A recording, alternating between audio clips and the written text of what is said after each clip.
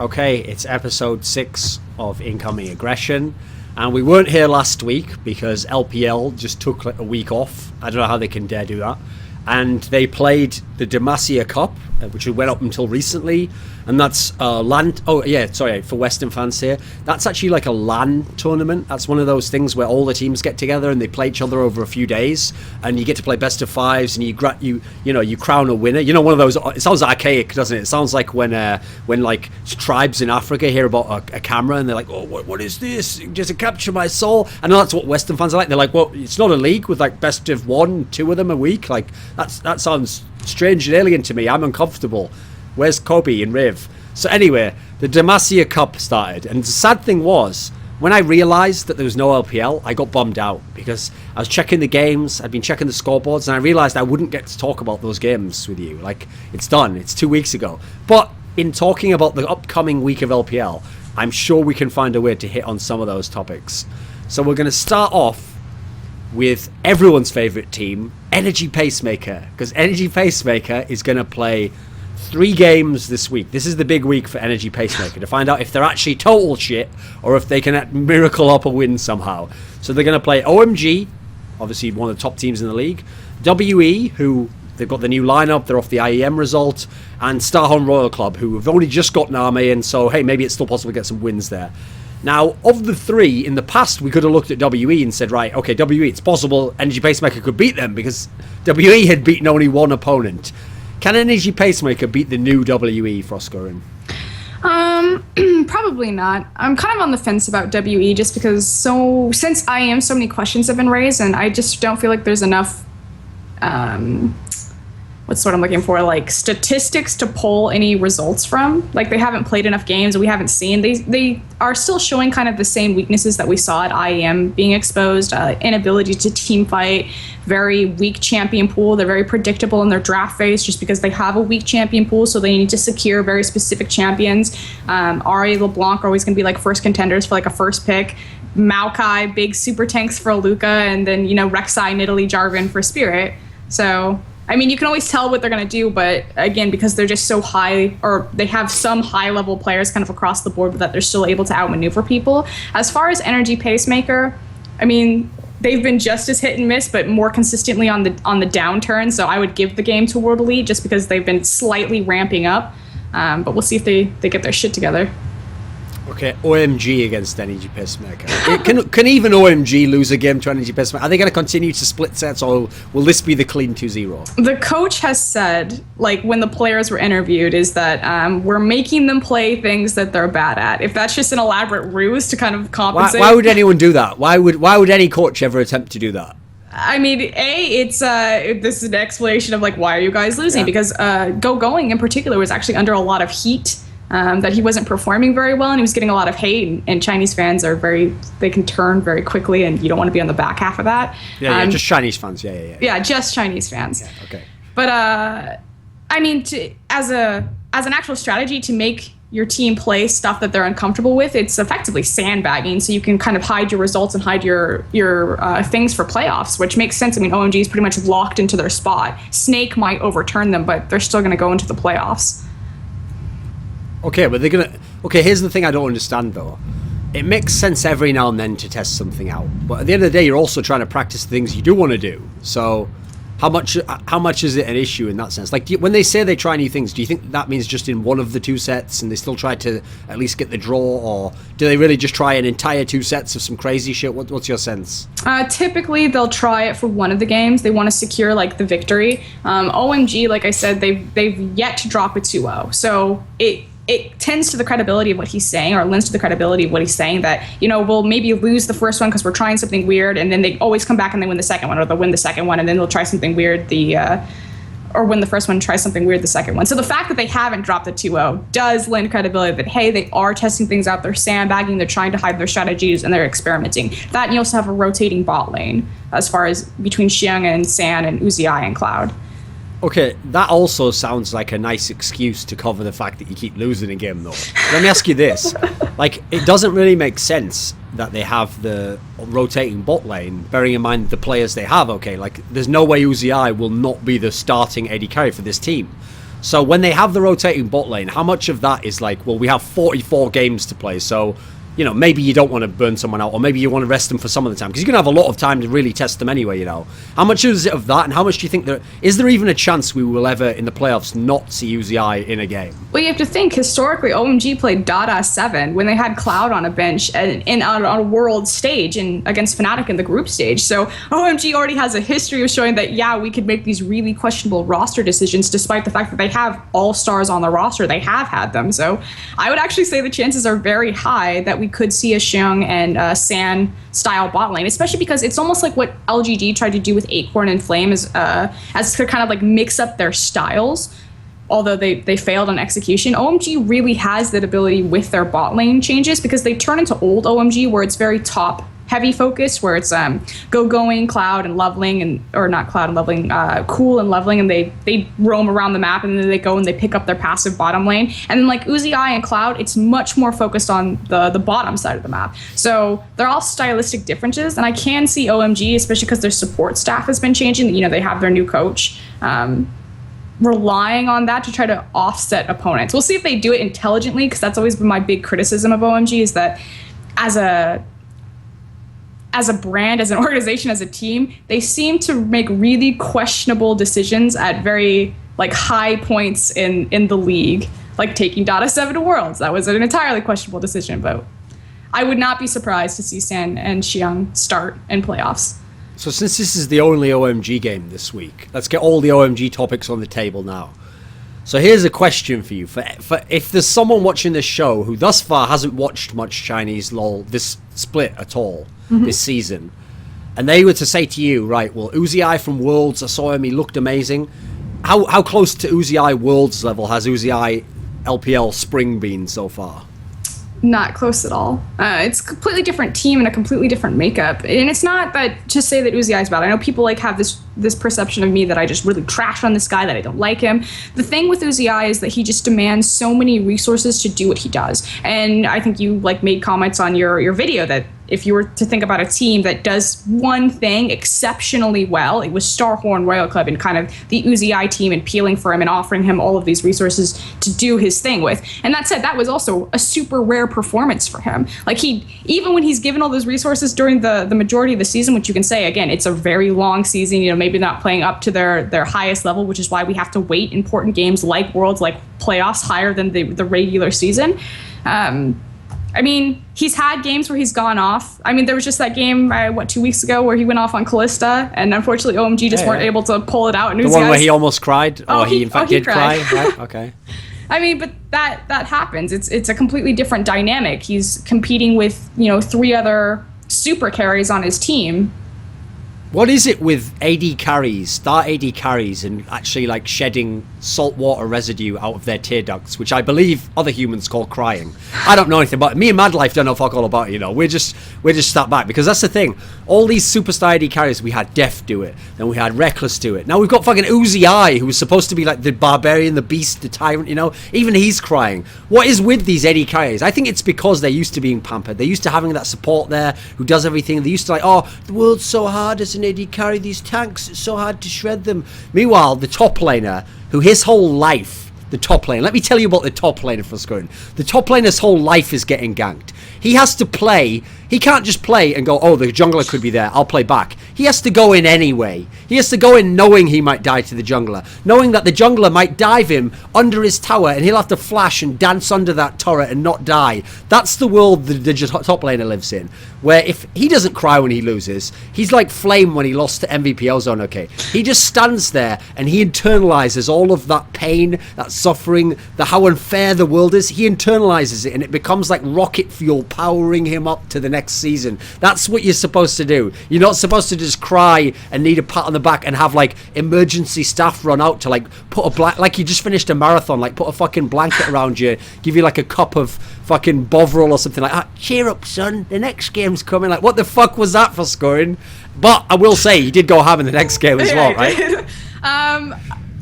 The 380 carries that you listed too, I don't know Reckless's age, but I know that Deft and UZI are very, very young, so that could factor into it. I know that UZI's history and kind of like his... Reckless is 18 as far as I know, so is he? Still reasonably young. Yeah.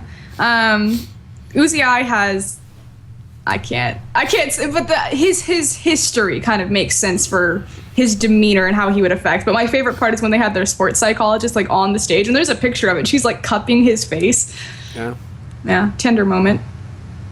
Tender, you mean, not Tinder moment? That would be fucked up.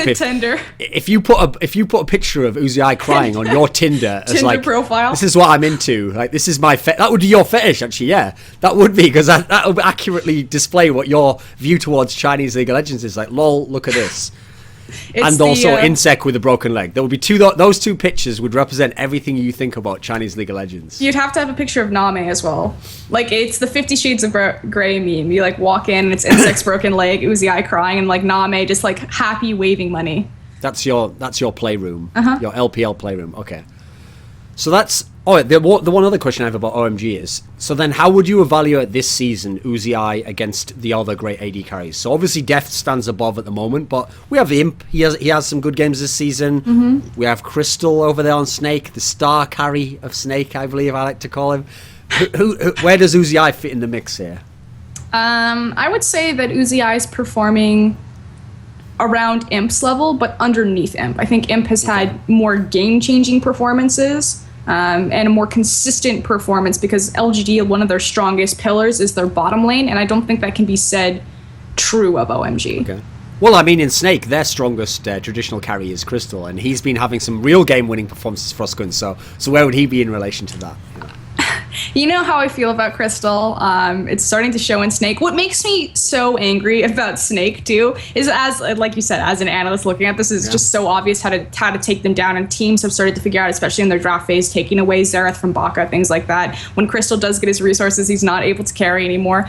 Is that patch 5.5 and 5.6 are going to give such a power spike to Snake specifically. Like, some other teams that could really fuck over, but Snake is going to get so strong on those patches. And China's so? I mean, everyone says that it's like the tank meta, right? So super tanks are back. Exactly. And if you think about how Snake works, it's about the Juggermaw hyper carry. You know, you have the tank jungle, you have the shield support. It's like a poke mage mid, and then you have the big heavy tank Flandre in the top lane that kind of comes down and takes care of Crystal. I mean, it's everything that's perfect for them. You got the hyperscaling ADC, which is all Crystal can play other than Draven.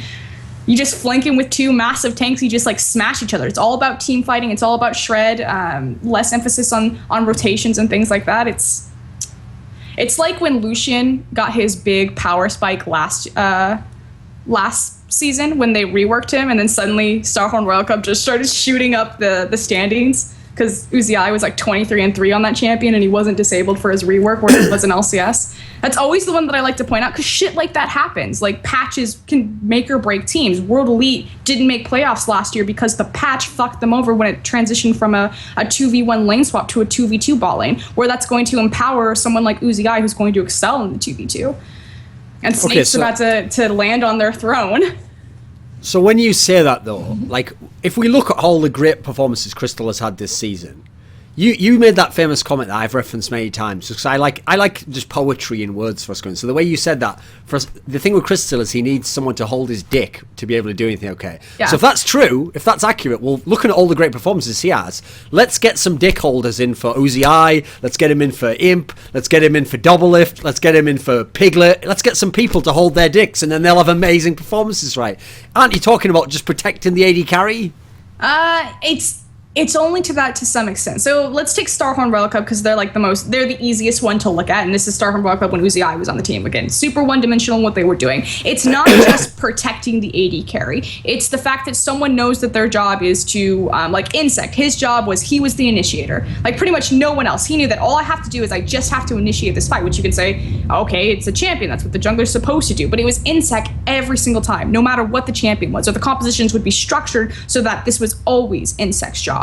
So it's not just like, hey, I put a shield on you, I'm playing Orianna, I'm speeding you up. It's, I'm initiating for you, I'm peeling for you, I'm making sure that I have this zone control for you, I'm putting all the shields on you, we're building a composition that, empowers you or gives you all of these steroids. There's a lot of different ways to do it, other than, picking Lulu, Janna, and Orianna and just like pressing all your buttons on the AD carry. It's like the setup of the team, the dynamic of where it's weighted. Insect would always gank Uzi's lane religiously, and that was what teams did to figure them out. They would deep ward them on bottom side so they could tell when he was going to be around there and either just avoid it or try to counter gank him. Flandre and Beast, like Beast goes into the top side, he gives Flandre an advantage, and Flandre uses his teleport bottom. It's always weighted on the bottom lane. Okay. So that's the OMG topic for this week. We're done with them for now. If they only play one game this week, I assume they must have a bunch next week. Okay, so we're done. OMG Energy Pacemaker, WE Energy Pacemaker, Starhorn Royal Club. Can Energy Pacemaker beat the new Starhorn Royal Club? Probably. It's so upsetting because there's all these rumors coming out that Starhorn's just like super morally defeated. Even when they had Insect, like it was just going downhill. They weren't getting the performance that they wanted. It reflected in their play. They looked really indecisive. Although they looked good in their EDG set, but the thing about EDG and Starhorn Wild Club, and it's probably due to the relationship that they have with Name, that they scrim a lot to kind of like help them out. Okay. But that was probably the strongest set that Starhorn Royal Club looked, which they still lost, but they looked good for the first part of it. With Insect gone, with their morale so low, with it being do or die, and with their schedule being loaded the way that it is, they have to go through Snake, Invictus Gaming, and Energy Pacemaker are kind of like the last three, and they have to win because they're on the cusp. It's looking really sketch for them. So for anyone who doesn't know, Insect during the Deasia Cup jumped out of a second story window and broke his leg. Now, does that mean that Insect has just single-handedly fucked Name's career? Maybe. I mean, they were kind of doomed before it started, and Name, the one thing that I will say is Name didn't perform as well as he needed to. Like, he looked really good in the GT series, he looked okay in the EDG series, but otherwise he's had kind of a hit or miss. He looks uncomfortable in the team, and he's also the shot caller now for Starhorn Royal Club, and previously he doesn't have any shot calling experience. Like when you look at Positive Energy, when you look at EDG, he was never the shot caller for those two teams. So it looks a little messy, and if Starhorn does make a shitty call, that is on Name. Okay. So do you give them any, like, is there any emergency backup plan B? Like, if you have a player that goes out, I mean, I don't know if Chinese teams do this, but in theory, you have to make the best of what you got, you know. So do you go a different route in terms of how you play? Do you think they just bring in a worse jungler and try to just play a worse version of what they were doing before? What do you think? I think they have to change it up, and I think they need to get Cola back in. Like, sorry, Ackerman fans and Godlike, but that guy is not very good. I mean, I saw that in LCS. He Yeah. was just okay at best, you know. Well, and especially now that he's competing with the best top laners in the world. I mean, he's flanked by huge names. He's just getting smashed. His impact is relatively zero on that team. Oh, okay. So we got in Impact there. We got Zero in. Okay, yeah, well done. Didn't need to rush you through all those. Right. Good so one. if we go from Starhorn Royal Club versus EP, Starhorn Royal Club also play Vici Gaming. Mm-hmm. Now, Vici Gaming's known for having reasonably weak laners in certain positions, so is there even a chance? Is there a chance to beat Vici? I'm so glad that we get to talk about Vici, because I actually really love this team right now, and I'm going to explain why. I didn't want to comment on it earlier because I was kind of curious if it was just going to be like one of Vici's like hit or miss, like they peak and then they fall back down, but they've now started to like consistently show this type of style, and I have to like set it up before I explain it. We're in LPL. Like, this is supposed to be the super aggressive team fighting region. You know, you're within 500 units of someone. Everyone's burning their flash. You're burning both summoners. You're trying to just like murder one person and then like chase them down. What's unique about Vici Gaming and what's so amazing that they cropped up in the LPL is that as a style, they know that they have these weaker soul lanes, but they have like these two warding gods in Dandy and Mata. So what they do is they go into an area and they ward it. And typically when teams do this, it's so that they can then control the waves on either side of their warded area and then force a rotation from the enemy team into the vision and set up a trap and make a pick and then take an objective. Vici Gaming do exactly the opposite. They ward up an area so they know where the enemy team is, and then they immediately play to the other side of the map. They constantly are just avoiding people, which sounds ridiculous and bizarre, but they have really low kill death games. And so they're almost like the inverse of Snake. Like, Snake is the standard, we're gonna ward this area, we're gonna make a play it here, and then we're gonna just like pummel you to death in a 5v5 and then take all your shit. Vici wards everything up, they see you wander through, immediately eject to the other side of the map and just start taking towers. And it's like this beautiful little dance that they do. And so as far as anyone beating Vici Gaming, if they continue to do that, they will be a top tier team in LPL. I think that they could take games off of OMG, LGD, it doesn't matter. Invictus Gaming, I think they're really good right now.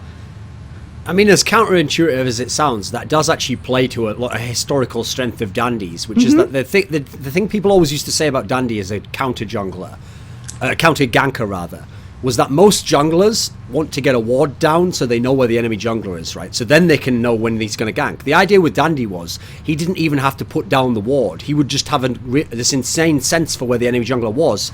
Therefore, he could just go to that part of the map, or he can set up a gank on the opposite side of the map if he knows that he can't prevent it anyway, you know? So the idea, if you apply it to this logic here, is if they use vision to know where the enemy isn't, then as a by process of elimination, by what's left on the map, if Dandy does have this intuitive sense still, he can then probably make a very accurate guess as to where they are and what they're doing, and then set up something else somewhere else on the map. So if you don't have the strongest laners, therefore you don't want to fight all the time, you don't want to necessarily draw them into fights that aren't like the perfect opportunity for you, this actually has a logic to it, I think, in terms of how it's played out. What do you think? I completely agree. It's really brilliant. I recommend anyone to go watch Vici Gaming's most recent games to kind of watch them do this. And the other thing that I love about Dandy is that he is the most efficient jungler in the world, like hands down. I think Spirit's probably the best jungler, but Dandy is the most efficient. There is never a wasted pathing opportunity from him. If he can farm, he is farming.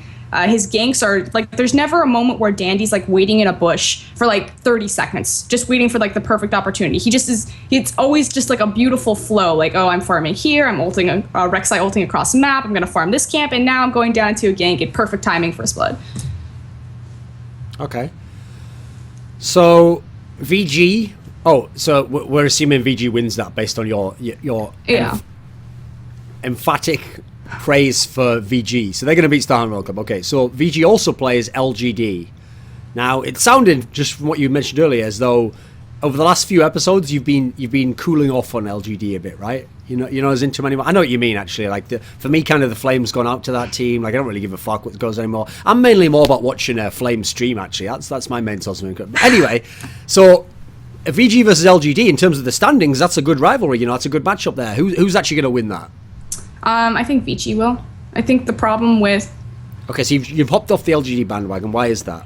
Chuen, their jungler, is a massive always the problem. Jungler, isn't it? It's always the jungler. Okay, yeah. And especially because China's now switching over to patches, and his number one jungler that they would have to secure is Vi. She's very one-dimensional, click point ult. It's very easy to do. You can't really fuck it up. Vi's getting nerfed, so that's already a hit against them. And the problem with LGD is that they have to sacrifice so many resources to protect their jungler. Like, Wayless will always be the first one to buy wards, so you're already expending gold right there to try to secure Chwen's flanks. Team will always invade him. It pulls PYL and Imp, and Wayless always to respond if it's on the bottom side. It screws over Flame or Acorn because they're losing. Like, the fact that the jungle is just so important right now in the meta, and it's the easiest target on LGD, pretty much affects the entire map, which, I mean, is an obvious answer, but that's what their number one problem is. Until they can find a consistent jungler, they're kind of fucked. I know all about the jungler of LGD. See, I was watching... referencing the Acorn Flame thing, where they actually... in LPL now, they never use Flame. It's all Acorn at the moment. But in the Deasia Cup, they played this series against... Was it IG? I think it was IG who beat them 3-0, right? Perhaps. I'd have to check. Okay, so anyway, they played this series, and it didn't go that well for Acorn in game 1, so that's the signal, right? Bring in Flame for game 2. Now, of course, because it's LGD in China, they put Flame on Rumble. Like, again, I don't know. At this point, it's not LPL, so you can't use that excuse anymore for scoring, like, oh, they're just testing him out on things that he's not good on. Like, no, they just made him go on Rumble. So anyway, and then, because it's Flame, the other team just literally dove him, like, twice within the first 5 minutes or something, while he was on his own with no fucking jungle help. Like, cheers, I'm behind already, like... And I'm on Rumble, so this should probably be a great game. And then they got beaten 3-0, I think it was IG who beat them, actually. It was probably IG. I know they had a really tough side of the bracket. Do you think LGD in general, were those first few weeks just kind of like... What made them look so good? They looked awesome those first few weeks. They looked like they really might contend for the title, Maybe... Was it the other teams being fresh? Have people figured something out about them? What do you think it is? I think you hit the nail on the head with the first one, as a lot of the hybrid rosters will still trying to figure themselves out. And I think LGD, just the nature of their team, that they've always been a strategy-focused team. So I think they were able to implement their Koreans faster, just because it was more... I don't want to say like a Korean play style, but it was closer to the Korean play style than the Chinese meta, especially when you think about how their team is structured, with PYL being that very Mata-esque type of support player and captain for his team, and the fact that he took Imp and he took Acorn and Flame. So I think it was just easier for them to initially get involved and interact with the team, but now that the other teams have figured it out and there's more cohesion, people are being more consistent in their results, it's starting to show their weakness that they've always had, which has been their jungler. Their jungler has been a consistent problem for them. And when you go all the way back to when LGD first came into the LPL, they used to have a guy, what was his name, Star, in the top lane, and then Rena in the mid laner, and they had like a Riven only player in the top lane. Like everyone in their team had a really narrow champion pool, and just systematically LGD just started replacing all of them. But Chwin always missed the chopping block. He's like a really good friend of PYL. So I don't know if that's the only reason, but this guy has got to go. Otherwise they will never, they'll always be fourth. It's like a fourth curse. Is the highest they can go? That's probably stretching it because Vici and IG are ramping up so quickly. Like LGD's in a lot of trouble. But even with the good players they have, I mean, they have all these good players. Okay, so your beloved Wayless, if he has Imp with him, he has PYL, he has Acorn. This isn't enough? You can't do enough with those players to make the final of LPL this season? Not when you're competing against Rookie, Dandy, Cacao, or excuse me, not Rookie, Cacao, Dandy, Loveling. I mean, the jungler is Clear far Love. too... Clear Love? Yeah, okay. Yeah. I know you're on the Clear Love. You forgot the king there. Freudian slip there. I think you're on my side secretly for some... Keep going. Yeah. The jungler is far too important right now, yeah, and they're just... It's train wreck. That guy's awful. Sorry, Trin. Oh, I thought you were talking about Clear Love still. My bad. Anyway, so keep it moving, like that train that you were talking about, the train wreck. So VG's going to beat LGD, you say? Yeah, I actually do. I think that they're going to beat LGD. Now, LGD has another game this week. They play against King, the beloved King. You've really cooled off King, so LGD is going to beat King, right? Yes. Is it convincing? Has King just gone to shit? I think that they're probably the two worst junglers, and that's like really harsh to say because we've had people like Drizzle in the league, but MLXG and Chwin are pretty bad. And then so if you have like a weak jungler, so the King doesn't even have the strong point to take advantage of LGD's weak point, and then you just look across the lanes, you're pretty much weaker across the board. Like PYL is still one of the strongest bot lanes in LPL, and there's no way that Lei and No Heart are going to stand a chance. Sky is just taking a huge nosedive, and so he's going to be competing against potentially Flame and Acorn. Yeah. Okay, so King have 2 more games to play. They play against IG. Now, IG, they seem like they're actually like... They've gradually been rising over the season, but aren't they at their strongest now? Isn't this when everything's coming together with the new Z-Tai top lane or whatever the fuck that shit is? I'm so happy Z-Tai's on the team, even if it's in the form of a top laner. I think Kelsey hit the nail on the head best when she was talking about IG and kind of giving their MO and how they play, and it's a counterplay style. They're probably the smartest team as far as draft phase, other than Vici Gaming. I think Vici and Invictus Gaming and LGD are like the 3 smartest teams, and I think Invictus Gaming and Vici Gaming are over them, and then IG has the best draft phase right now. They really understand what they need to be successful. They understand on getting Cacao on his correct champions, but they're great at target banning, and they're great at carving out different compositions that work perfectly. It's almost like what people say GE kind of tailor strategies to every single team. It's not to that extent, but you can kind of see it. It's that type of play. That's what a fucked up timeline we live in, Froskurinn. Z-Tai now starts more LPL games in the top lane than Flame. That's the world we now live in. Are you aware of this? Well, I've forgotten already about Save. I didn't even know he was still alive. Like, who? That's a name I haven't heard in a long time. You know, all the memes are out now for Froskurinn. So, speaking of this team, though, when you're referencing IG's draft phase, what do you think overall? Like, one thing I've noticed is that actually Cacao has played tons of different junglers this season, and recently it seems like he's one of the people who really has embraced like the niddly of Diamond Procs. You know, he's the guy who is like really doing work on it, and I've seen some crazy clips. What do you think of Cacao overall over the season and his jungle pool? I wasn't, because obviously when Cacao came over for Korea, I didn't have the best like knowledge of him or like history and context for Cacao. I saw him in the finals, and he looked really impressive when he played Nocturne. But otherwise, that was pretty much all I really had to go on. I knew he was super creative with his jungle pathing. He's supposed to be a very aggressive jungler. You can see parts of that in LPL, but I was still like really hit or miss. I was much more kind of about dandy and leveling and junglers like that. As far as his play on Nidalee and Lee Sin in particular, it's been really impressive. I think that you can't really look at Kakao without Rookie, though. I kind of feel like they are a package deal, and I'm glad that IG weighted having them together versus, playing between Pokemon and ramping up Zatai so he could then take Pokemon's place in the top lane. And the other thing that I wanted to talk about is with Nidalee and Lee Sin is like picks for Kakao, especially because it's kind of coming into the tank meta, so I'm unsure if that's going to hurt them there. Emily had an interesting point in that when you think about how Lee Sin and Nidalee play, it's like the skill shots. Like if Lee Sin hits the Q, you know that he's going to go and he's going to look for the kickback. Or if Nidalee hits the Spirit, it makes it very clear. Like she's even got the indicator, like I'm going to go and jump on this person. And so when you're in a language barrier style of team, it's actually really easy to figure out what your jungler is going to do. It's like really telegraphed, whereas like if someone's just playing Jarvan, obviously they're going to go for the Cataclysm, but you're not going to know until that Cataclysm's landing on top of someone, or it's the EQ combo into it. So I think that's kind of an interesting element to it. Because actually, that's the interesting thing. For me, one of the things sub-stories that other people don't tend to focus on is I wanted to see when both Kakao and Dandy left these teams that were built around them, that they were awesome, and, both went to China, and both were on teams that actually, if you looked at the initial rosters, these weren't like, it's not like Def joining EDG where he slots right into an already great team. They were both going to fairly weak teams at the time. So I will concede that, in a sense, there is an advantage for Kakao that he gets to not only have a Korean mid laner, but the guy who was his mid laner before, so they already have existing synergy, whereas you can't say that for Dandy. But I always wondered between the two, because they really both, at the end of the career period, were both gods. So they really were, like, on same level, but in different ways. So I always wondered who would get the better of it in China.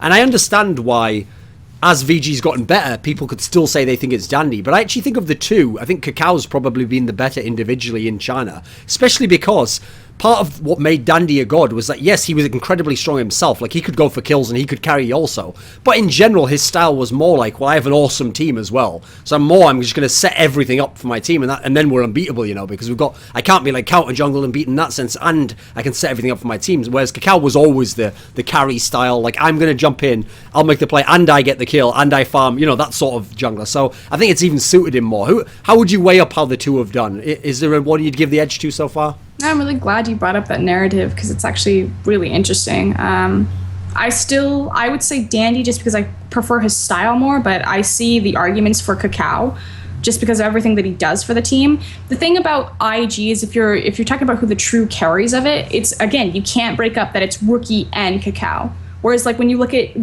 Vici Gaming, I can look at that team and I can say the carry there is Dandy. It's no one else. It's Dandy. Well, that's also the problem. Like, I kind of referenced there, which is that if that is his strength, that he's also like the super team-focused jungler. Well, it's kind of a bit unfair to give him that jungler and mid laner then. Like, and say, oh, yeah, go and outperform this other guy who's playing with his star Korean mid laner who brought over with him. Like, yeah, I concede that's a bit unfair. But let's go the other way. Back when fucking Kakao had to compare himself to Dandy when he was playing with fucking Someday in top lane and that Katie Arrows. Meanwhile, Dandy's like, oh, did we swap out Darday for Pawn? Oh, cool. Have I just got another fucking all-star on my team? Like, it goes both ways. It goes both ways, Froskurinn. You see what I'm saying there?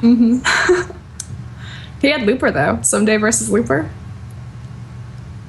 Yeah, exactly. Someday versus Looper. Who gives a fuck about that line? I'm glad that's finally been exposed as a dog shit pairing. That's like, wow. I can imagine this scene for Froskurinn. Someone runs in. You remember that scene in the first Matrix movie where they're like, Morpheus is fighting Neo, and then everyone runs over to the monitor. If you ran in it, like while I was doing something and said, Someday versus Looper, I'd be like, yeah, whatever. And I'd just keep going back to whatever I was doing, like arranging my shoe collection. I don't have a shoe collection. I don't even know why I went with that. Maybe that says something about me. Yeah, scarf collection. There you go. You saved it. I noticed, actually, by the way, you're not wearing it now because maybe you felt self-conscious in front of someone who's a connoisseur of scarves like me.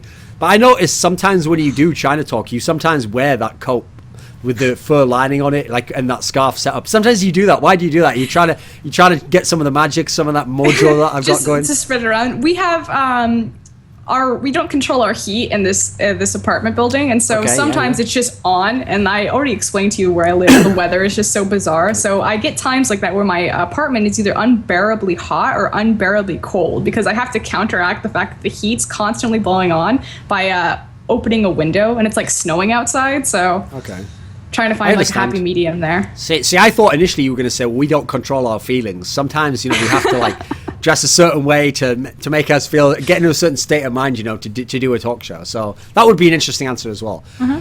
Moving on, we're on King here. So King versus IG. I mean, IG surely wins that based on what you just said about King before. Yes. Kakao and Rookie are just going to smash Assassin and MLXG. What about WE versus King? Now, are you that low down on WE and trying to hold? Are you trying to hold down those guys trying to get out of the ghetto so much that you're like, no, you'd even might lose to King as well? Or are they going to at least beat King? I think it'll be a split. I think King still has. I don't know if I can even make that statement anymore. I would say that I still think that King has more threats on their team, although Mystic's been showing up. Actually, it's like really hard now. Xie should be Assassin if he gets one of his, 3 champions that he plays. Didn't you just say that King has no fucking jungler and they're going to play versus Spirit? Yeah, but they're the thing about King that's special is that they really value Nidalee and Rek'Sai, and if they're not blue side, that champion's getting banned. Like, you're never gonna. So it's almost, I don't think King would do it intentionally, be like, oh, we're facing Spirit, we can't let him have these really powerful picks. It's just MLXG just sitting there like, these champions are so broken, you have to ban them, you can't let them through. I made the comment that King, they wander into amazing draft picks just because they're so about over denial versus like securing and creating their own composition. They just want to deny OP picks, and so it just like happen chance works out that they get all these really power picks. Doesn't that make them entirely different to China as a region then? I made this point, I think, on the last episode, that what I've always found a bit strange about China, and especially I've always felt was a bit unfair when people like you who were experts about China try to rank Chinese players against peers from other regions, is that when I look at players in Korea, if they're known to be a god of a certain champion, they will just never get to play it in competitive play. Like, they're not going to give this, like, they're not going to give Jax to Shy or Shyvana to save. In theory, they're going to always try and deny these because they know that guy's an actual god. Whereas in China, you have to look at the history, and you go down any of the great Chinese players, and they're getting their best champion like 1 out of 3 games, sometimes maybe 1 out of 2. Sometimes they're just getting them regardless. So it seems like in China, their draft phase. I think you've said in the past it was based around a lot around denial or something, but I've noticed they seem to get the superpower picks open in terms of strong signature champions. So what is the balance there? When we say denial, it's not necessarily in like seeing that champion go down. What we're referencing to is that Chinese teams, probably more than any other team, will pick champions away from people, even if it makes them uncomfortable. Going's probably the easiest example of this. When they were facing Starhorn Royal Club, Cola is a Jax player. Like, now everyone knows him as a Gnar player, but he was like a big Jax player. And Going, that's not a champion that he plays. Or when Alistar was really popular, that wasn't what he would do. But they would pick these champions away just so they couldn't have it. And they would do this consistently and like put themselves on the back foot. So they'd be more worried about, you're not going to get what you want, and we're going to damage our own play for it. And that's something that China does a lot, which is still stupid, but that's what we were referring to as far as denial. But the other thing about power picks for China is that a lot of these players have massive champion pools, which we have like a ton of players because we have more teams, but it's really hard to ban out. I mean, obviously there's the easy answers like, Crystal and Baka and Beast, the entirety of Snake's team that you can ban out because they only play 2 champions. But if you look at OMG, those guys play, upwards of 10 champions. Does that make the King approach distinct from other teams then, if they're putting so much focus on denial? I think King's problem is that they play like China a year ago, and China's evolved, like not only in their wording, in their compositions, and King's they're struggling.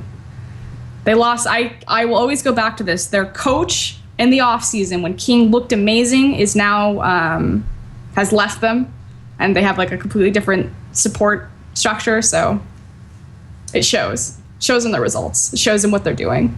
So okay, WE King is a split. Yeah. Now WE plays another game this week. and this is the game that you are dreading, because you know one of those like lose-lose scenarios. So WE is going to play EDG. Now there's 3 ways this can go for Froskurinn.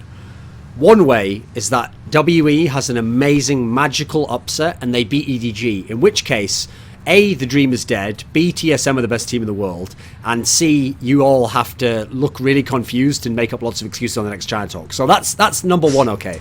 Or WE amazingly just upsets and wins 1 game and it's a split. Even that then draws into this thing of like, well, are WE even better? Are they going to come top 3? Is EDG slipping a little? You know, all that stuff. And then the obvious one at the end is EDG just 2-0s them, but in which case EDG don't even get any respect for that, because people go the other way, like, yeah, well, WE wasn't that good anyway. So it's a lose-lose-lose situation. Yeah, for EDG it is. For you. Oh, well, yeah, for me as well. If you want to talk shit on people in the West, you got to have that. You got to have the basis. You know, you got to have the numbers. Numbers. That's what people are all about. World Elite's not a good team. I shouldn't have to say this. Like, the fact that this argument still comes up, that people are making articles, you know, trying to justify things by using World Elite's record. World Elite's not a good team. They don't team fight correctly. They don't draft phase correctly. Their players are inconsistent across the board. There's nothing that is amazing about World Elite. They have good mechanics, which in the lower bracket of LPL, it's pretty much a coin flip on if you're going to win the game, because you're just trying to mechanically outplay your opponent. Because if you go even into a team fight, a 5v5, and it's like, yeah, even across gold, either a guy misses his skill shot or he lands his ult, that's it. Yep.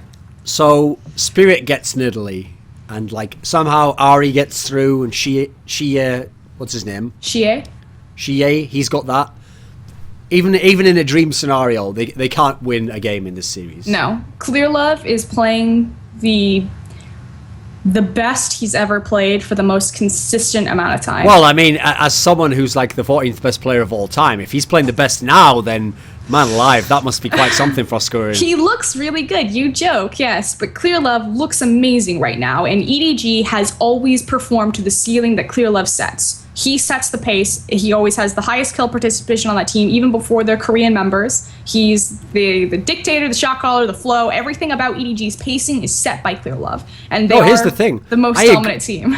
I agree with you. At the moment, he looks awesome. I've seen some amazing games from him recently. But that's what's interesting, is that if he looks so amazing, even better now, it just makes you wonder, what was he before? Because you guys have already put him to the heights already, you know. He was already like the second best jungler, no, third best jungler of all time, you know. He was already that height, so you would have thought he wouldn't have that much further to go. But it turns out he had like a whole attic he could open up, and he made that into a pimp little penthouse suite. And now, you know, it's getting even better for this guy. It's play style. It's super obvious, and this is kind of why players, they point at Uzi and Imp, whereas we're Name and Deft are there, and this doesn't even have to be like this season or like this scope of last year, and they say those guys are the greatest. Uzi is the greatest AD carry. Imp's the greatest AD carry. Why? Because they're super flashy. It's really easy to pull up YouTube clips of them and to spread their name and be like, look at this crazy mechanical outplay, look at this guy, he's so aggressive, he's jumping forward, and it's harder to identify what someone like Name and Deft are doing for their team, and how they're sidestepping, they're outputting their damage, how many autos they're getting out, what they're calculating in their head, because it's just not as transparent. Because if everything goes perfect for Name and Deft,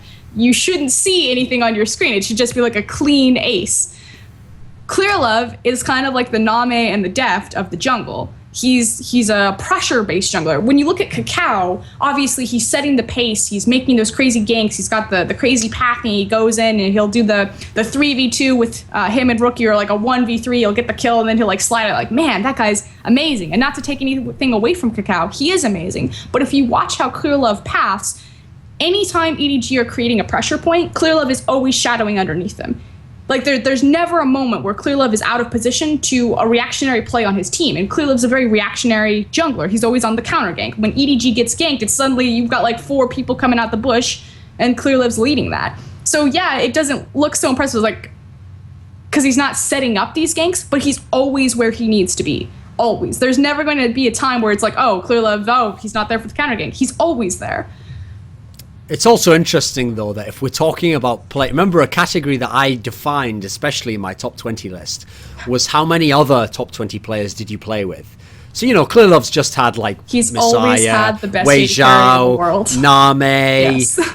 Deft now, all in their primes, by the way. Yeah. Mm-hmm. All in their absolute zenith peak primes. Oh, and then of the players not even in the top 20, yeah, just throw in there, like, you know, Pawn at the end. You know, no big deal, just Pawn, yeah. I mean, What other jungler's ever had that level of fucking talent? No one ever. Even Dandy, he had a lot of talent, and even he didn't have that much. No, it's absolutely true what you're saying. Clear Love has always had the best AD carry in the world on his team. Meanwhile, my boy fucking Diamond Prox is playing with Darian, who's just like feeding like a motherfucker in the top lane. Cabo start now. Yeah, exactly. Great. So, moving on. So, EDG, easy win over WE. Now we come to a team we've already referenced before. They're one game this week. And this is the genius of this, Froskurinn. Now you have to say nice things about Snake, because they're playing Gamti. Now, Snake should easily beat Gamti. Yes. I bet. Here's the thing, you got screwed by the fact that last week we didn't have a show. Because I remember looking at the results of the Snake results and being like, oh my god, this is the 1 week where you would be like justified in your hate. Because you remember those 2 games that Crystal had where he was like actually terrible. Like he had terrible stats, he was losing, but you never got to talk about them then. So what was that just a one-off? It seemed like it. That's Crystal's problem. He's like a worse Uzi. So everything that I criticize about Uzi, like, can be thrown at Crystal. Every single criticism, and Uzi gets pissed when people compare him and Crystal, which is why he dumpstered him when OMG got the 2v2 bottom against Snake. Like, they're the same player, except Crystal is just far worse. And Crystal's like a good AD carry, but the problem is in the context of LPL, like people be like, oh, he's not that bad. What are you talking about? How can you rate him like that? You have to understand, we're at a different scale here. He's not competing with, Wild Turtle and Wiz Fusion. Like, he's competing against Imp, Deft, Uzi, Name. Okay. I like the way in your mind you went to the W's there. You were like Wild Turtle and Wiz Fusion. There we go. I got 2 that were with W there. So you'd have been better if you'd have just said Wiz Fusion there, because you realise you've already just triggered the fuck out of every TSM fan. Watch like, wait a minute. What do you mean he's not competing? That guy's from the best team in the world. They've already melted the whole fucking thing down. If you'd have just gone with Wiz Fusion, who by the way, as far as I know, isn't even called Wiz Fusion anymore. They call it Apollo now. Yeah. Then you'd have been safe. But then again, that wouldn't have been in the W, so you'd have never got to that one. Okay. Well, sorry. I mean, Wild Turtle, I've talked about him in the past. I think TSM does a great job to compensate for his weaknesses. I think they get him on the champions that but he's not in the same league. Like, you cannot put Wild Turtle in the same league as Uzi, Name, Deft. If you do, you don't know anything about League of Legends. I'm sorry. Oh my god, and now you just said that Wild Turtle's not in the level of Name, and you know what they've seen of Name. Oh my god, and they might even have watched the recent weeks. You've done it. You've just created in an alternate universe where people have only seen TSM play, and then they've only seen Worlds, and they've only seen the last 3 weeks of LPL. You've just put the ultimate insult there, putting Name against Wild Turtle. I got so heat. Someone made the comment the other day that Worlds is the only tournament that matters. It's the most important, so it's the only one that matters to me. Okay. And I just made the statement, I was like, Worlds is the only tournament that matters to you because that's the only one you watch. Thing is, if that's true, I noticed that if that is true, check if they've got a TSM flare, okay? Because if Worlds is the only tournament that happens, hey, for this one time, I'm happy to concede, guys. Because you've only ever made it to a fucking round of 8 and like 4th in one that wasn't a Worlds. So, hey, let's go with it, guys. I'm down for that. Let's do it. Because you know what? Europe's got some pretty good Worlds placing, guys. We've had some semis there, boys. Some semis could have won the tournament. Jack shit for NA. So I'm just saying. So anyway, moving that along. Oh, by the way, anyone who wants to know about Name, for people who don't know, see this segue here, Froskurinn. It's almost like I planned all this. If you want to know about the career of Name before Worlds and all the other things he did in his career, then Kelsey Moser has done a 3-part series on it. She goes into appalling detail about it and talks about games that you're going to be like, I don't care about that game. It's like, no, I have to tell you about this game to explain this quality about him. So this long thing. Unfortunately, what she didn't do is it doesn't have like an overall series name. Each part has a separate name. But if you look on my Facebook, look at my Twitter, there'll be a tweet there somewhere with all 3 parts in. Moving forwards from that. Hold on. Yeah? I have to address this because the comment and the feedback that she's gotten on this is people think that Name has only been playing the game for a year.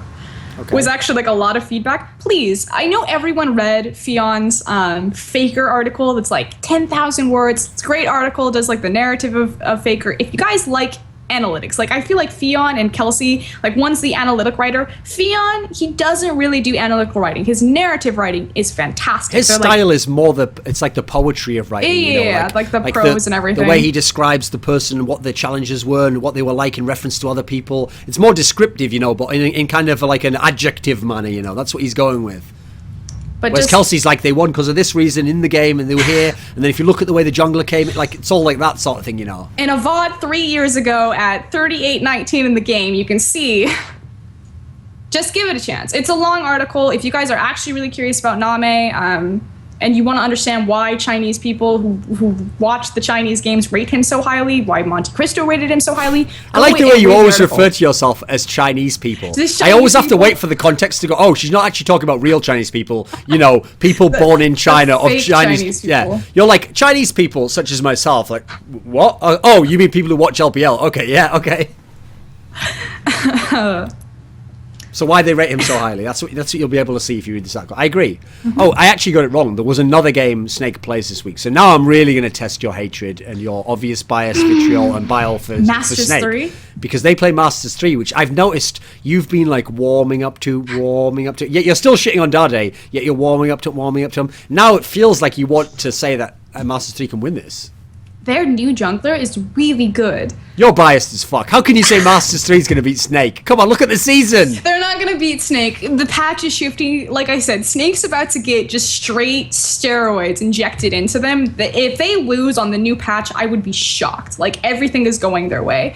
Okay. Masters 3 was one of the first teams to show really smart bans against Snake, though. Kind of the first team to set the trend as far as banning someone out and then taking advantage there. Dade has been ramping up. He seems to care more. I don't know if it's because he's like on the cusp of not making playoffs. So expect Dade to have a stellar performance, because I think he's going to get it. And likewise, when Masters 3 changed their jungler, their new jungler is awesome. This guy, I have no idea where he came from. His name's Condi.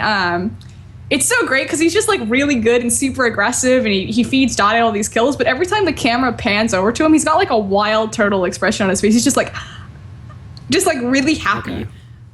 That's all I got about Condi. He's great. Okay, so it feels different when the Condi's in. Yeah, like Dade, he's no longer like just looking at his nails and falling asleep at his machine or... So who actually wins that one? You're Snake. Saying it's Snake. Snake beats M3. Yeah. M3 has one more game this week. They play IG. Now, just in the standings, this is a bad matchup. But in terms of pure matchup, what is it going to be like? Invictus Gaming is playing. I mean, you would think if Dade's playing rookie, he shouldn't necessarily be afraid of that. You know, he could think, I can handle this guy. I could do well against this guy. It's still Condi and Dandy versus rookie and Cacao, though. Again, it's just an issue of that there's just so much skill mismatch. You got Kid and Kitties versus Love CD and Candy. And although Candy...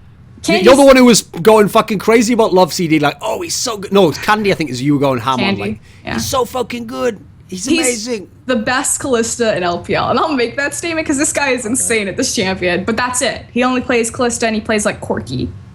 And those champions are falling out of favor because, again, the patch is about to shift. So we're moving over into hyper carries. And unfortunately, I mean, Ezreal's a big pickup still right now. Kid's a famed Ezreal player. He cannot play Kog'Maw, so if IG locks to the Kog'Maw, we'll see that shit show. So if we're moving over to hyper carries, isn't this like the ideal time to really see what the Uzi def thing's like? Because now it's going to be like Vayne, you know, going on to all this shit, right? We're going to go back into that mode. Not Vayne, but kind of. It's more like Kog'Maw, Jinx. Yeah. Maybe I would like to see Uzi go Lucian. Caitlyn. Lucian come back at all, do you think? Lucian can come. It depends on like the matchup. If they want to try to take a 2v2 and like punish Kog'Maw, but like EDG's so good at lane swapping and OMG's like awful at it. So does that mean with all the tanks, etc., that like the burst shit like Graves that's gone? You think that's going to be phased out?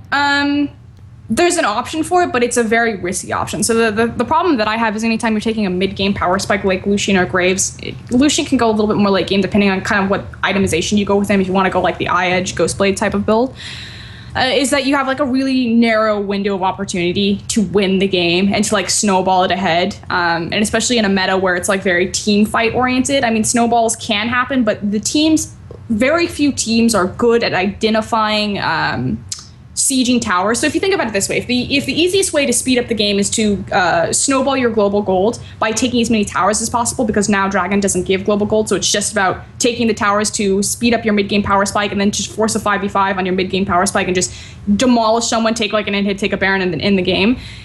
The problem is that so many teams cannot siege a tower correctly. So your only opportunity for setting up 5v5s in a region that's very heavy in team fighting is through the dragon. And dragon is on a timer. A tower is always going to be there. You're waiting six fucking minutes for the dragon to come back up. So the games are naturally just snowballing later and later and later. So it's just easier to get these Kog'Maws and these Jinx to these important core item power spikes to just outscale the Lucian and the Graves. Like, there's an opportunity for it, but very few teams will be able to execute it. When I've been watching EDG play, and especially the Deasia Cup final, obviously they're like in complete god mode right now. They actually are like styling on people, and Deft is like unreal. His level now is better, maybe better than it ever was, you know. Yeah. But it actually, there's a part of it, even as much as I enjoy it, kills me inside, because I'm looking and I'm seeing him play. I'm just seeing this EDG Jinx running around, killing people, ducking out, just kiting backwards, getting a kill, running in, getting the next kill, and I'm like, I want to see that, but that's not the right name tag. What the fuck has happened here? This is a tragedy. This is another You don't realize what a dark timeline this is for me, Froskurinn. Like, every fucking player I care about has gone to shit. Name's career's fucked because Insect tried a real-life fucking Insect kick out of a window. Fucking Flames on the bench behind shitter Acorn, who's like, haha, I play at Rumble. And then fucking Froggen didn't even make the playoffs. You only have to be in fucking 6th place in shitty Europe. You have people like Unicorns of Love and fucking H2K above you. You know what a dark timeline this is for me right now? Alex Itch is playing with like Crumbs and 3 other people I barely even know. Like, what even's going on in this world? I don't know. I'm so glad that you brought that up too. The best Jinx player in the world doesn't get to play Jinx because he has a fucking team that can't do anything for him. It's depressing. And it's like, it's finally back in again. Like, at the beginning of the season, no one was playing it, you know. No, it's funny. It's not like they're forcing them to play Graves like they would have in that world, you know. So, okay, M3 versus IG. Who wins that? IG.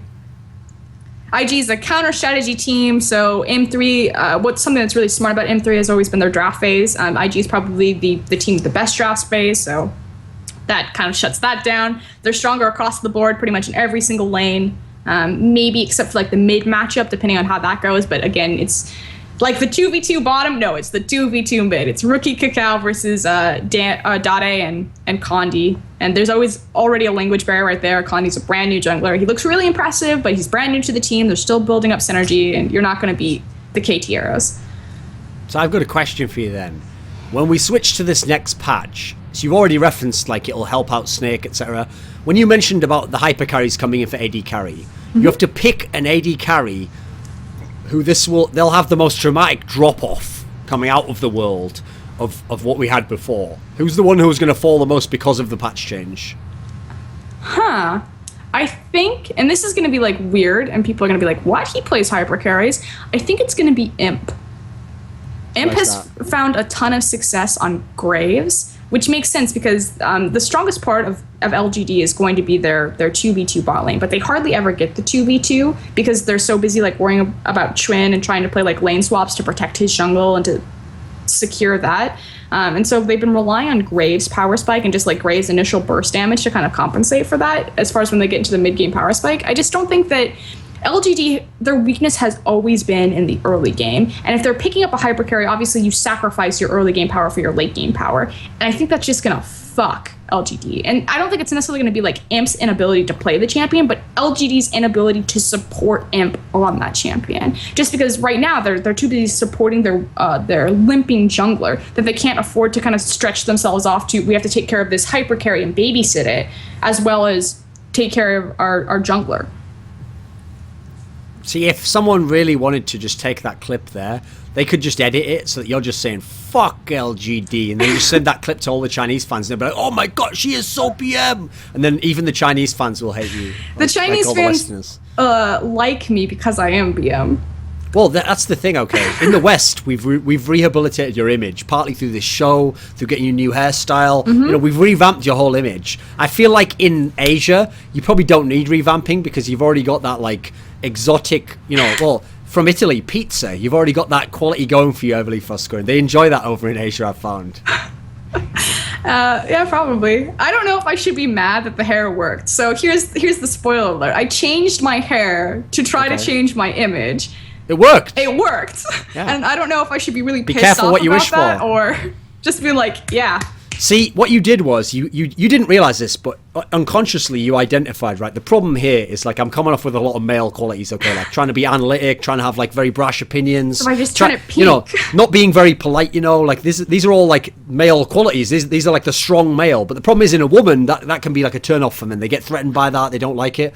So instead, you were like, right, I need to go for what do men love? They love the sort of like the bubblegum pink, you know, bimbo with the hair and just white skin, obviously. That goes without saying. We all know where I'm going with that, guys. They love that. They just love that. And she's just saying crazy things and like, who cares? She's just an airhead. Like, that you successfully tapped into that base there, I think. Getting my hair recolored in a few days. days. Yeah, also, the idea of like the trophy wife who's just with like the successful, powerful man just for like... Just to ride his coattails, you know. We've now fleshed out the full narrative. Yeah, it's there. So, yeah. It's okay, I'll have one of those, like, playrooms that you were describing before within the mansion. That'll be, like, locked away in the basement area. You'll open it up, it'll be, like, flame, and flame. No, those are my playrooms. Yours is the one that has, like, Crystal dead in a corner and has some shit about, like, Clay Love and all that. It has a zone, that actually is a portal in an alternate dimension where Clay Love was the best jungler ever, and you're just allowed to go into that portal every time you need to, like...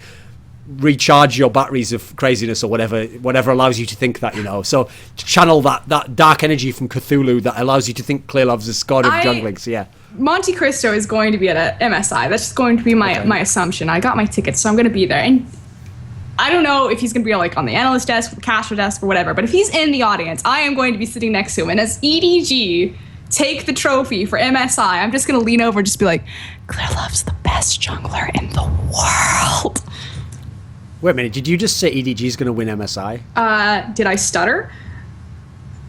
You want to make a Lord bet right now? Oh, yes. Okay, I bet GE Tigers wins MSI. Okay, see, and... Or, well, I don't know, maybe we should just say... No, it's better if we do it specifically, because it's actually lame if we just say the representative is the region. So I'll say GE Tigers wins MSI. I think EDG will win MSI. And I even know, by the way, that there's some flaws there, which is like obviously the biggest flaw, as we saw at IEM, is that Kuro will have to play against Pawn, and that's not a good matchup. It's not even a good 1v1 matchup, you know. But I actually think the rest of the team is good enough where I still think GE Tigers will win. I think the patch is going to fuck the GE Tigers. Although MSI is a few weeks out, it could shift. I think the bot lane of GE Tigers is just too Prey? much. Yeah, listen, Prey?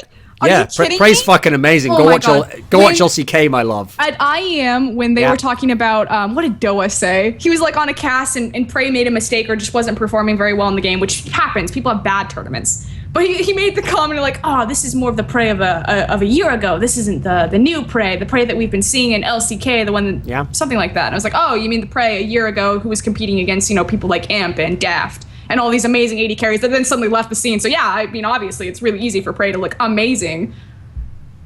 Well, we'll soon see if that logic holds up, won't we? I still think Korea's strong. I have to now cover my bases. I still think Korea's strong. I don't think people realize just how hard all of the Korean migration really impacted the scene, though, as far as just individual talent. I think that's still being underrated, especially when people like Prey look amazing. I also want to see, though, how here's the factor you haven't put into effect, okay? So first of all, there was obviously an element of stupid styling or not knowing about the other team within that upset of G Tigers. So then you have to add this factor in. First of all, the Koreans in general are very good at picking certain players to not have on a certain champion on the enemy team, knowing we have to shut this guy down. Mm-hmm. Now, I don't have as much faith in the Chinese pick ban that EDG is going to do some super smart pick ban, get exactly the break all the comps of GE. Whereas I think GE actually will be able to at least get Deft onto something reasonable. Because I'd say Deft's a better AD carry than Prey right now, but I actually still think Prey's really amazing. So I think these qualities can even it up. The strategical aspect I think will be on the Korean side. No, I can see the logic in that, and I agree that that's probably the underlying, as Monty would say, win condition for a GE, and probably the route that they'll go. You realize this is actually the lamest Lord bit ever, though, because if I win and you call me Lord, everyone will be like, well, obviously obviously she thinks he's awesome. And if you win and I call you Lord, everyone will be like, yeah, stop promoting this Froskurinn character on your Twitter. We're so sick of it already. So it's actually the lamest bit ever, because it doesn't matter who calls anyone Lord. It'll only matter between you and me, though, in which case it's deadly serious, Froskurinn. It's very... EDG are going to get crushed, and then... You haven't thought of the other side of it. You think you're going to lean into Monty's ear and say, Clear Love is the best jungler. No, what's going to happen then is me and Monty, for at least 6 months, get to just go in on you and Kelsey again and again, because it'll be fucking Lee that beat him. It'll be Lee. He's not even good. No. It'll be Lee that bested EDG. Clear Love. Clear Love. Get ready. It will be the best jungler at that tournament. Okay. Keep telling yourself that. That needs to be your affirmation every day in the morning when you get up and you tell yourself that. The irony will be when TSM wins. Don't even say shit like that out loud. Like, that's bad karma. Like, I've just lost 7 years off my life right now. Now we have to pick the games for this week, though, Froskurinn. So pull up the list. We need to pick. We always start with the best category. I say the best category. The Drexen Filthy Casual category? The Drexen Filthy Casual Killfest. Which game will that be? I want to pick a game with World Elite in it. Well, I mean, if you're going to do the one-sided shit, surely it's EDGWE. Yeah, I was looking at that one. Actually, let's go with Masters 3 versus Snake. Both these teams like to 5v5. Okay. So what about the Monte Cristo boring rotations? Vici Gaming. Like, the one that always appears... The one that... This exists as a category, guys. I didn't make this up. All you have to do is, when you're watching his countdown of Monte Cristo... Whenever you're watching that, you'll watch the games and you'll be like, yeah, I understand why that's there, I understand why that's there. Wait, what the fuck's this game doing here? Like, nothing happened in that. And he's like, no, let me explain how nothing happened in that game. Like, that's the game we're talking about. That's what we're trying to pick out in LPL, though. So, Vici Gaming versus who? Vici Gaming versus LGD. Just because of the smarts at play. Nothing will happen in that game for the first, 15 minutes. And what about the Froskurinn pick? What's the best pick for you this week? Starhorn Royal Club versus Vici Gaming, and the reason why is because if Starhorn are able to look convincing here, it could mean that they'll possibly make playoffs. Like, that game is really going to set the tone for Starhorn's chances. If Name's career of being in every single LPL playoff is about to spiral out of control. You know how sick that is as well? Speaking of bad timelines. So, Name had all that shit at Worlds. Then I'm like, okay, cool. Let him go back to China, let him dominate with EDG again. No, he's off EDG. Oh, okay. But he might be able to join Starhorn Royal Club. Cool, let's get it going. I can't wait for that. He can't even join them for months. Then he joins. Then he plays one game, he does well. Okay, cool, it's going to work out. Then he has the bad games. Then Insect's like, fuck you. And then just ruins the whole season. And now he can't even make playoffs. I can't even watch him in, the worst playoff spot. Like, does it get any worse? What happens next? Does someone just break his hand? Does some TSM fan just put his hands in a vice and just go, you didn't need these anyway? And then it's over. Just over for him at that point. He'll retire. Watch. He'll pull Wei Xiao. He'll be like, my team didn't make playoffs. I'm going to retire now. Wei Xiao probably wouldn't have retired if World Elite had made playoffs. And they lost on a technicality of a time. Oh, no. He also would have then got Spirit as his fucking jungler. Oh, my God. And he now would have had Xie if he'd just still got him. So he could have had a sick team right now. Oh my god. Well, he just still had a Lucas, so let's not get crazy. I got carried away there, okay. Let me rein it back in. Okay. But can you imagine Spirit and Wei Xiao on the same team? Yeah, it'd be sick. I mean, imagine Wei Xiao at his peak playing with a good jungler. Listen, I've always wanted to see it for Froskurinn. I mean, I never got to, but okay. Mean. So on that note, I think that's the end of this episode. So yeah, that's pretty. I think we've covered everything there. Yeah, that's it. End of episode.